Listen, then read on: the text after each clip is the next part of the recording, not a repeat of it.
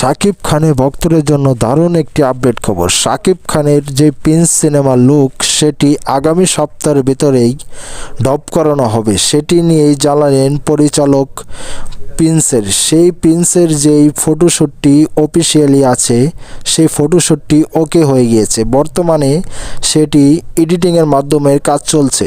Editing শেষ করার পরেই আগামী সপ্তাহের ভেতরেই সেই লুকটি ডব করানো হবে। এমন হতে পারে বৃহস্পতিবার বা শুক্রবারে ডব করানো হবে।